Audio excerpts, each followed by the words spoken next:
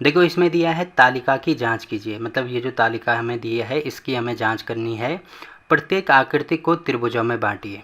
ये जो आकृति हमें दी है इनको त्रिभुजों में बांटना है और कोणों का योगफल ज्ञात कीजिए। तो कोणों का योगफल भी हमें ज्ञात करना है, जो कि आपको यहाँ पे दिख रहा होगा। पहली आकृति त्रिभुज है, तो ये तो ऑलरेडी त्रिभुज है। अब देखो इसमें भुजाएं कितनी हैं, 1 2 3, जो कि हमें ऑलरेडी यहाँ पे दिया है 3 भुजाएं हैं। कोणों का योगफल कितना आता है, त्रिभुज के अंतःकोणों का योग 180 होता है, तो ये आ गया 180। ठीक है। अब इसमें देखो भुजाएं कितनी हैं, 1 2 3 4, 4 भुजाएं हैं, मतलब क्या है, ये एक चतुर्भुज है। देखो भुजाएं 4 दे रखी हैं। अब इसमें दे रखा है 2 गुणा 180। 2 गुणा 180 का मतलब क्या है कि यहाँ पे अगर मैं इस प्रकार से एक लाइन डाल दूँ तो 2 त्रिभुज बन रहे हैं। पहला ये है, दूसरा ये है, तो इसीलिए यहाँ पे 2 से गुणा किया गया है कि एक त्रिभुज है तो एक का योग कितना होता है, 1 गुणा 180। अब 2 है तो 2 का योग 2 गुणा 180। ठीक है। वैसे ही यहाँ पे देखो कितने त्रिभुज हैं, 1 2 3 त्रिभुज हैं, इसीलिए 3 गुणा 180। यहाँ पे कितने हैं, 1 2 3 4, 4 त्रिभुज हैं, इसीलिए 4 गुणा 180। ठीक है। अब देखो यहाँ पे एक चीज़ आपको दिख रही होगी कि जैसे अगर भुजाएं जितनी भुजाएं हैं, जैसे यहाँ पे 3 भुजाएं हैं, अगर उसमें से मैं 2 माइनस कर दूँ, 3 में से 2 माइनस कर दूँ तो कितना आएगा, 1 आएगा। अब उसको गुणा कर दो 180 से, तो त्रिभुजों का योगफल निकल आएगा।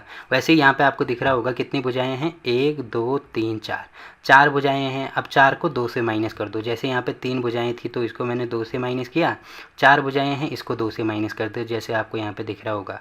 फिर इसको गुणा करेंगे तो किसके बराबर आएगा, 360। तो अभी मैंने आपको बताया ना कि चतुर्भुज की अंतःकोणों का योग अभी हमने निकाला 360 के बराबर होता है। वैसे अगर भुजाएं 5 हों तो 5 को भी 2 से माइनस कर दो, फिर इसको गुणा कर दो 180 से, तो हमारी त्रिभुज के अंतर कोणों का योग निकल आएगा। वैसे अगर 6 है तो 6 में से 2 माइनस कर दो और उसको 180 से गुणा कर दो, तो फिर क्या निकल आएगा कि जो षडभुज है उसके अंतःकोणों का योग निकल आएगा। ठीक है, जो कि आपको यहाँ पे दिख रहा होगा। अब देखो हमें क्वेश्चन में ये दिया है कि एक बहुभुज के कोणों के योग के बारे में आप क्या कह सकते हैं जिनकी भुजाओं की संख्या निम्नलिखित है। अब देखो पहले अगर भुजाओं की संख्या 7 है तो तब क्या होगा, जैसे भुजाओं की संख्या 5 थी तो 5 में 2 माइनस किया, फिर 180 से गुणा किया ना। अब भुजाओं की संख्या 7 है तो 7 में से 2 माइनस कर दो और फिर 180 से गुणा कर दो, तो कितना हो जाएगा, 7 में से 2 माइनस करेंगे तो ये हो जाएगा 5 गुणा 180। तो 5 गुणा 180 मतलब 18 पंजे कितना होता है, 90, तो 900 डिग्री हो जाएगा। मतलब ऐसा बहुभुज जिसकी 7 भुजाएं हैं उनके अंतःकोणों का योग 900 डिग्री के बराबर होगा। जैसे ऐसा बहुभुज जिसकी 3 भुजाएं हैं, मतलब त्रिभुज, उसके अंतःकोणों का योग 180 आता है। कैसे निकाला हमने, जितनी भुजाएं हैं, 3 भुजाएं हैं उसमें से 2 माइनस किया। वैसे ही देखो यहाँ पे 7 भुजाएं थी तो 7 और फिर 2 माइनस किया और उसको गुणा किया किससे, 180 से, तो सेम टू सेम वही चीज़ किया है ना। तो पहला क्वेश्चन हो गया। अब अगर 8 भुजाएं हैं तो 8 में से 2 माइनस कर दो और फिर गुणा कर दो किससे, 180 से, तो 8 में से 2 माइनस करेंगे तो ये हो जाएगा 6। अब 6 गुणा 180 करेंगे तो कितना हो जाएगा, ये 18 छके 108, तो ये हो जाएगा 1080 के बराबर। ठीक है। तो यहाँ पे इसके ऐसा त्रिभुज जिसकी 8 भुजाएं हैं उसके अंतःकोणों का योग इतना हो जाएगा। अब ऐसा त्रिभुज जिसकी भुजाएं 10 हैं तो तब क्या हो जाएंगे, देखो 10 में से 2 माइनस करेंगे, फिर 180 से गुणा कर दो, तो 10 में से 2 माइनस करेंगे तो 8 और ये हो जाएगा 180, तो 18 8 कितना होता है, 144, मतलब ये हो जाएगा 1440 डिग्री के बराबर। और लास्ट में अगर भुजाएं n हैं तो n भुजाएं हैं तो यहाँ पे n-2 इंटू 180 हो जाएगा। ठीक है। तो इससे एक चीज़ हमें यहाँ पे पता लगी कि त्रिभुज नहीं, किसी भी बहुभुज, यहाँ पे मैं लिख देता हूँ, तो यहाँ पे देखो किसी भी बहुभुज के अंतःकोणों का योग अगर हमें निकालना है तो उस बहुभुज की जितनी भुजाएं हैं उनकी संख्या -2 करेंगे और उस पूरे को गुणा कर देंगे 180 से, तो हमारा आंसर निकल आएगा। जैसे आपने यहाँ पे देखा होगा सब में हमने यही किया। तो ये एक फॉर्मूला कह सकते हो या सूत्र कह सकते हैं, तो इसको आपको याद रखना है। ठीक है, काफ़ी इंपॉर्टेंट है, एग्जाम में क्वेश्चन बन सकता है। तो देखो ये वाला क्वेश्चन भी यहाँ पे कंप्लीट हो गया। अब देखो अगला क्वेश्चन क्या दिया है इसमें। देखो इसमें दिया है सम बहुभुज क्या है, ये हमें दिखाना है कि सम बहुभुज क्या है। तो जैसे नाम ही से पता लग रहा होगा, सम का मतलब होगा समान, बहु का मतलब होगा बहुत सारी, और भुज का मतलब होता है भुजाएं। ठीक है। तो समभुज भुज का मतलब समान होंगी बहुत सारी भुजाएं, मतलब ऐसा बहुभुज जिसकी सारी भुजाएं, बहुत सारी या ऐसे कह सकते हैं जितना भी भुजाएं उसमें हैं वो सारी भुजाएं अगर समान होती हैं या बराबर होती हैं उसको कहते हैं समभुज। तो इसकी डेफिनेशन मैं यहाँ पे लिख देता हूँ। तो डेफिनेशन देखो यहाँ पे क्या है, समबहुभुज की डेफिनेशन है ऐसा बहुभुज जिसकी सारी भुजाएं आपस में बराबर हैं उनको क्या बोला जाता है, समबहुभुज बोला जाता है। तो ठीक है, ये चीज़ आपको पता लग गई होगी। आगे दिया है एक समबहुभुज का नाम बताइए जिसमें 3 भुजाएं हैं। तो 3 भुजाएं जिसमें हैं इसको क्या कहते हैं, त्रिभुज कहते हैं। अब ऐसा त्रिभुज जिसकी सारी भुजाएं आपस में बराबर हैं उसको क्या कहते हैं, समबाहु त्रिभुज। समबाहु त्रिभुज। तो सम का मतलब होगा समान, बाहु मतलब होगा भुजा, मतलब ऐसा त्रिभुज जिसकी सारी भुजाएं बराबर हैं तो उसको क्या कहेंगे हम, समबाहु त्रिभुज कहते हैं। ठीक है, तो यहाँ पे इसकी 3 भुजाएं बराबर हैं उसको क्या कहेंगे, यहाँ पे मैं लिख दूंगा समबाहु त्रिभुज। ठीक है। अब ऐसा बहुभुज जिसकी 4 भुजाएं बराबर हों, तो ऐसा बहुभुज जिसकी चारों भुजाएं बराबर हों उसको क्या कहते हैं, हम वर्ग कहते हैं। ठीक है। अब देखो अगर आपको अभी यही नहीं पता, वैसे छोटी कक्षाओं में आपने पढ़ा होगा, बट नहीं पता तो आगे आने वाले जो प्रश्नावली है उसमें ये चीज़ हम क्लियर कर देंगे। ठीक है। अब 6 भुजाएं हैं। अब देखो ऐसे बहुभुज जिसमें 6 भुजाएं हैं उसको तो पहले क्या कहते हैं, षड्भुज कहते हैं, षड्भुज। ठीक है। अब सारी भुजाएं बराबर हों इसीलिए इसमें क्या लगा देंगे, सम लगा देंगे, सम षड्भुज। तो मतलब इसकी सारी भुजाएं बराबर हों उसको सम षड्भुज कहेंगे। तो ये हो जाएगी 6 भुजाओं के लिए।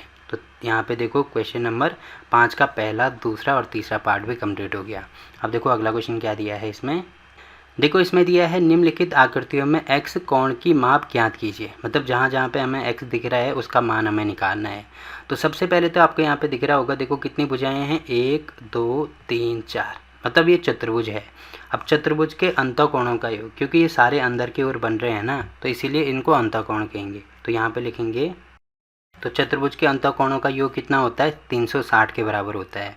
अब देखो अगर आपको नहीं पता तो कैसे निकालते, मैंने बताया था कि जितनी भुजाएं हैं, देखो 4 भुजाएं हैं उसमें से 2 माइनस कर दो और उसको गुणा कर दो 180 से। तो 4 माइनस 2 करेंगे तो 2 गुणा 180, तो 18 दूनी 36, देखो 360 ही आ रहा है ना, तो ठीक हो गया। अब इसके अंदर कोणों का योग, मतलब देखो अंदर कौन कौन से कोण बन रहे हैं, पहले तो बन रहा है 50 डिग्री, फिर दूसरा बन रहा है x, फिर तीसरा बन रहा है 120, फिर चौथा बन रहा है 130। तो इनका योग मतलब इन सबको आपस में जोड़ के कितना आना चाहिए, 360 आना चाहिए। अब देखो इनको जोड़ेंगे तो यहाँ पे जो x है वो तो ऐसे ही रहेगा, बाकी इनको जोड़ेंगे तो ये हो जाएगा यहाँ पे 0 0 और 0। ठीक है। फिर 3 और 2 5 और 5 10 की 0, फिर 1 और 1 2 और 1 3, तो 300 ये हो जाएगा और बराबर में 360 ही है। अब चर पद को ऐसे रहने दो, अचर पद को इधर लेके आओ, तो x बराबर हो जाएगा 360 माइनस 300। ठीक है। अब इसको सॉल्व करेंगे तो 360 में से 300 माइनस करेंगे तो बचेगा 60, तो x की वैल्यू आ जाएगी 60, मतलब यहाँ पे कौन सा कोण होगा, 60 डिग्री वाला कोण होगा। तो देखो ये वाला क्वेश्चन भी हो गया। वैसे ही देखो इसका दूसरा पार्ट ये हमें दिया है। अब देखो यहाँ पे इस प्रकार का साइन ये दिया है, तो मैंने बोला था जहाँ पे ऐसा साइन दिया होता है उसका मतलब वो कोण 90 डिग्री है। अब ये कोण 90 डिग्री है तो ये भी 90 डिग्री के बराबर होगा। क्यों? क्योंकि सरल रेखा के एक और टोटल 180 का कोण बनता है। तो 180 में से 90 ये है तो बचेगा कितना, 90, क्योंकि 90 और 90 करेंगे तो 180 के बराबर ही आएगा। तो ये तो हमने कर दिया। ठीक है। अब देखो यहाँ पे भुजाएं कितनी हैं, 1 2 3 4, यहाँ पे भी 4 भुजाएं हैं तो यहाँ पे भी सेम टू सेम यही लिखेंगे कि चतुर्भुज के अंतःकोणों का योग बराबर 360। इतना लिख दिया। उसके बाद ये सारी भुजाएं जो है इनको जोड़ देंगे जैसे हमने यहाँ पे जोड़ा है। तो देखो इसमें पहली भुजा है x प्लस, दूसरी भुजा है 70 प्लस, तीसरी भुजा है 60 प्लस और लास्ट वाली भुजा है 90। अब इनका योग हो जाएगा 360 के बराबर, फिर इनको जोड़ दो तो देखो 9 और 6 ये हो जाएगा 15 और 15 और 7 22, तो x प्लस 222 के बराबर ये हो रहा है और 360 ये हो जाएगा। तो x की वैल्यू निकालेंगे तो 360 माइनस 222 नहीं सॉरी 220। ठीक है। अब इनको सॉल्व करेंगे तो देखो 0 में से 0 गया, 6 में से 2 माइनस करेंगे तो 4, 3 में से 2 गया, यहाँ पे हो जाएगा 1, तो मतलब 180 हमारा 180 सॉरी नहीं 140 हमारा आंसर हो जाएगा। अब अगर आपने आंसर को भी चेक करना है तो एक बार आंसर को भी चेक कर लीजिए, 140 ही आ रहा है। ठीक है। तो देखो ये वाला क्वेश्चन भी हो गया। बाकी इसमें देखो और क्वेश्चन कौन कौन से दे रखे हैं, तो देखो इसमें सी दे रखा है कि इसकी वैल्यू, इसमें भी मुझे x की वैल्यू निकालनी है। तो कैसे निकालेंगे, सबसे पहले तो हमें ये वाला कोण दिया है तो ये वाला कोण हम निकाल सकते हैं क्या, क्योंकि सरल रेखा के एक और बनता है। तो यहाँ पे अगर मैं इसको ए का नाम दे दूँ, इसको बी का नाम दे दूँ, तो पहले हम इन दोनों कोणों को निकालेंगे। तो यहाँ पे हो जाएगा कोण ए प्लस 70 बराबर ये हो जाएगा 180 के। वैसे ही यहाँ पे बी प्लस 60 इसकी वैल्यू भी कितनी हो जाएगी 180। अब इसका रीज़न यहाँ पे लिख देना, सरल रेखा के एक और बनने वाले कोण। अब यहाँ पे ए की वैल्यू निकालेंगे तो ये जो 70 है इसको इधर लेके आना होगा, तो ये हो जाएगा 180 माइनस 70। तो यहाँ पे कितना आ जाएगा, ये इसमें से ये माइनस करेंगे तो 110। तो ए की वैल्यू आ रही है यहाँ पे 110, तो ये वाला हो जाएगा कोण 110 के बराबर। ठीक है, वैसे ही बी की वैल्यू निकालनी है तो 180 और 60 को इधर लेके आओ, तो ये हो जाएगा 180 में से 60 माइनस करेंगे तो 120। तो बी की वैल्यू हो जाएगी 120, तो यहाँ पे 120 हो रहा है। अब देखो यहाँ पे कितना बन रहा है, 1 2 3 4 5। देखो यहाँ पे 5 भुजाएं हैं, 1 2 3 4 5। अब देखो ये एक पंचभुज है, तो पंचभुज के अंतःकोणों का योग कितना होता है, यहाँ पे मैं लिख देता हूँ। तो पंचभुज के अंतःकोणों का योग, देखो मैंने बोला था अंतःकोणों का योग कैसे निकालते हैं, जितनी भुजाएं हैं 5 भुजाएं हैं उसमें से 2 माइनस कर दो और 180 से गुणा कर दो। तो ये हो जाएगा 5 माइनस 2 मतलब 3 गुणा 180। तो 3 गुणा 180 कितना हो जाएगा, 18 दिया कितना होता है 54, तो 540 के बराबर होगा। ठीक है, अब देखो इसके अंतःकोण कौन कौन से आ रहे हैं, आपको यहाँ पे दिख रहा होगा। पहला कोण तो है इसमें 30, ठीक है, तो ये हो जाएगा यहाँ पे 30 प्लस दूसरा कोण इसमें है x, ठीक है, प्लस तीसरा कोण है यहाँ पे 120, ठीक है, चौथा कोण है यहाँ पे 110, ठीक है, और लास्ट वाला कोण है यहाँ पे x, तो ये भी x हो जाएगा। इसकी वैल्यू होनी चाहिए 540 के बराबर।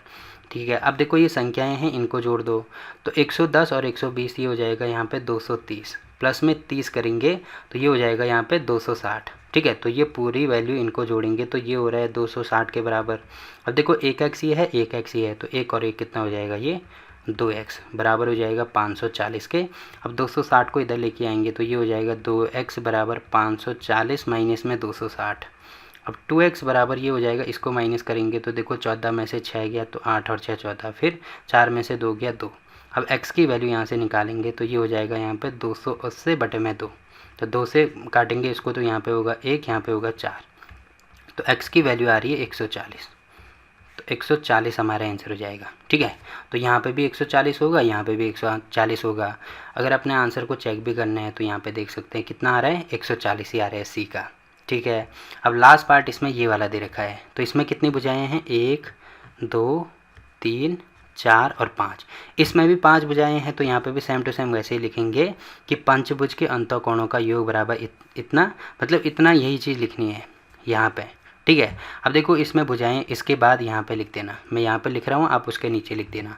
तो भुजाएं कौन कौन सी है, पहली है x प्लस, दूसरी भी है x, तीसरी भी है x, चौथी भी है x, पाँचवीं भी है x है। तो 5 भुजाएं आ गई, इनका योग हो जाएगा 540 के बराबर। फिर देखो 1 2 3 4 5 बार x आ रहा है, तो यहाँ पे हो जाएगा 5x बराबर 540। अब x की वैल्यू निकालेंगे तो 540, ये 5 नीचे आ जाएगा तो 5 से काटेंगे तो 5 एकम 5, फिर भाग नहीं जाता है तो 0, और ये हो जाएगा 5 है 40, तो x की वैल्यू हो जाएगी 108। ठीक है, अब देखो अगर आपको ये चीज़ समझ में नहीं आ रही तो 5 का भाग कर दो सीधे किसमें, 540 में, तो एक बार जाएगा तो यहाँ पे होगा 5 एकम 5, फिर 0। अब 4 उतारेंगे तो देखो भाग नहीं जाएगा ना, तो भाग नहीं जाएगा तो यहाँ पे 0 उतारना पड़ेगा, मतलब जो संख्या यहाँ पे है वही उतारेंगे। अब ऐसे तो उतार नहीं सकते, तो इसीलिए यहाँ पे 0 बढ़ाना होगा। फिर 8 बार जाएगा तो 5 है कितना होता है 40, तो शेषफल 0, तो देखो 108 आ रहा है ना, तो वही चीज़ हमने लिखी है। अब अपने आंसर को चेक भी कर सकते हैं, 108 आ रहा है, तो ठीक है। तो देखो यहाँ पे क्वेश्चन नंबर कौन सा है, ये क्वेश्चन नंबर 6 भी कंप्लीट हो गया। अब क्वेश्चन नंबर 7 देखो, इसमें क्या दिया है, देखो यहाँ पे 7 में पहला पार्ट हमें ये दिया है कि x y प्लस z, मतलब इनकी वैल्यू हमें निकालनी है। तो कैसे हम निकालेंगे, देखो सबसे पहले तो आपको यहाँ पे दिख रहा होगा ये एक त्रिभुज बन रहा है। अब ये वाला कोण इसमें हमें नहीं पता है, तो मान लीजिए ये वाला कोण a है, तो ये हमें पता है ना कि त्रिभुज के अंतःकोणों का योग 180 के बराबर होते हैं। तो अंतःकोण कौन कौन से हैं इसमें, एक तो है 30, एक है 90 और एक है a, तो इसकी वैल्यू हो जाएगी 180 के बराबर। अब यहाँ से a की वैल्यू मैं बड़ी आसानी से निकाल सकता हूँ, तो इनको जोड़ेंगे तो 9 और 3 12, मतलब 120 प्लस a बराबर हो जाएगा 180, तो a की वैल्यू हो जाएगी 180 माइनस 120, तो a बराबर ये हो जाएगा यहाँ पे कितना 60 डिग्री। तो a की वैल्यू हमने यहाँ से निकाल दी 60। अब देखो मैं यहाँ पे ये चीज़ मैंने डायरेक्ट लिखी, यहाँ पे आपको ये भी लिखना होगा कि त्रिभुज के अंतःकोणों का योग बराबर 180, उसके बाद ये चीज़ आप कर देना। ठीक है, तो ये आ जाएगा a की जगह पे यहाँ पे 60 डिग्री हो गया, तो यहाँ पे मैं लिख देता हूँ ठीक है।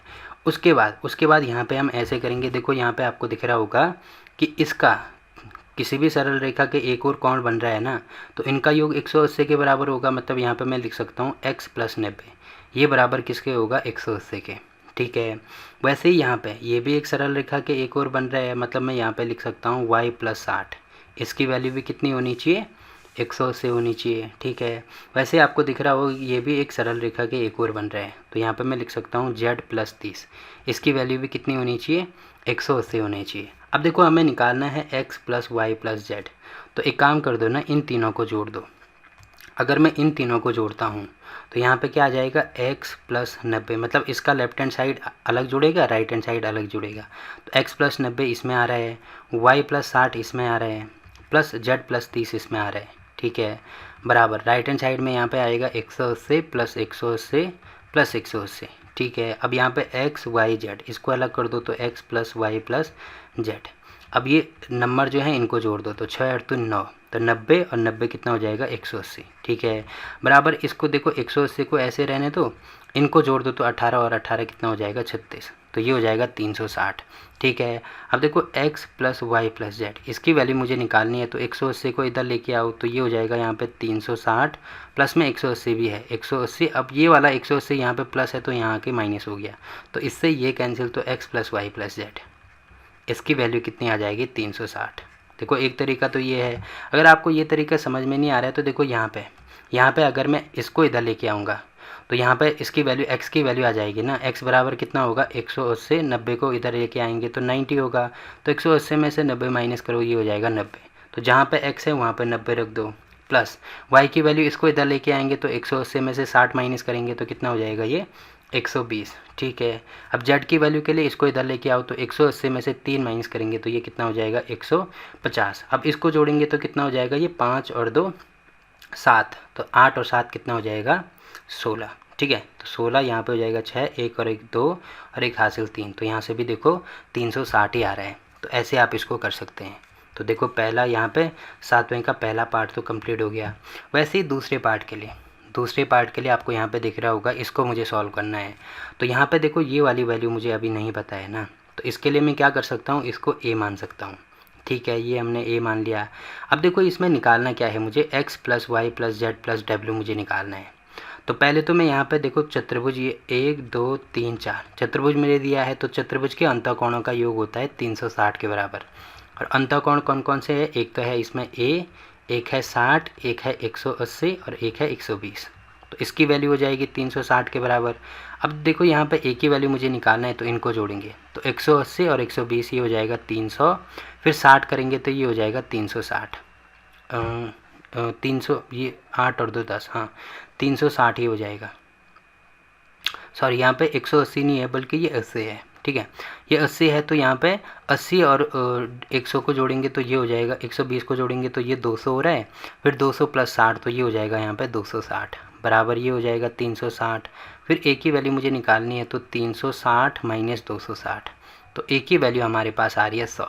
तो जहाँ पे a है वहाँ पे मैं 100 ले सकता हूँ।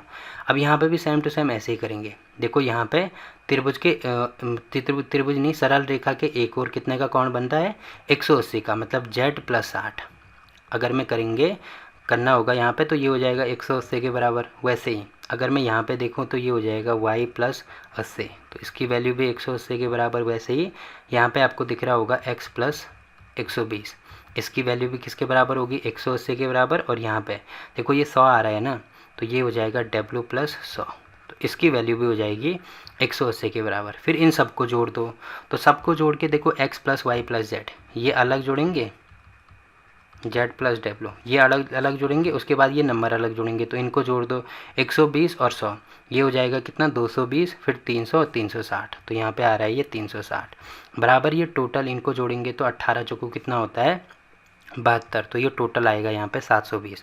अब इसको इधर लेके आएंगे तो x + y + z + w इसकी वैल्यू हो जाएगी 720 - 360, तो ये भी किसके बराबर होगा, 360 के बराबर होगा। अब देखो एक चीज़ आपको यहाँ पे दिख रही होगी, ये भी 360 आ रहा है, ये भी 360 आ रहा है, तो यहाँ से एक कंक्लूजन हम निकाल सकते हैं कि जो किसी भी बहुभुज, यहाँ पे मैं लिख देता हूँ, देखो ये काफ़ी इंपॉर्टेंट है, ये आपको याद रखना है कि किसी भी बहुभुज के बाह्य कोणों का जो योग है वो 360 के बराबर आता है हमेशा ही। देखो ये त्रिभुज था, इसके बाह्य कोणों का भी योग 360 आ रहा है, और ये चतुर्भुज था, इसके बाह्य कोणों का योग भी 360 आ रहा है। अगर पंचभुज होता, मतलब इस प्रकार से कोई पंचभुज होता ऐसा, तो इसके अगर मैं ये वाली भुजा को ऐसे बाहर बढ़ा दूं, ये वाली भुजा को भी, ये वाली भुजा को भी, ये वाली और ये वाली को भी, तो इनका जो बाह्य कोण, देखो एक तो दो प्रकार के कोण होते हैं। जैसे ये वाला, जैसे कोई त्रिभुज इस प्रकार से है, तो ये जो अंदर की तरफ बनता है इसको कहते हैं अंतःकोण। अब इस भुजा को मैं ऐसे बढ़ाता हूँ तो ये हो जाएगा इसका बाह्य। तो एक ही रेखा पर दो प्रकार के कोण बनेंगे, ये अंदर की तरफ बन रहा है तो अंतःकोण, और बाहर की तरफ बनेगा तो बाह्य कोण। सेम टू सेम देखो, ये अंदर की तरफ बन रहा है तो अंतः, बाहर की तरफ बन रहा है तो ये बाह्य, ये भी बाह्य, ये भी बाह्य, ये भी बाह्य। तो मतलब किसी भी बहुभुज, चाहे कोई भी हो, चतुर्भुज हो, पंचभुज हो, षडभुज हो, सप्तभुज हो, अष्टभुज हो, कोई भी हो, उनके बाह्य कोणों का योग हमेशा ही 360 आएगा। ये आपको ध्यान रखना है, ठीक है। तो यही क्वेश्चन इसीलिए दे रखा था कि ताकि आपको ये चीज़ पता लगे। तो देखो यहाँ पे क्वेश्चन नंबर 7 भी कंप्लीट हो गया।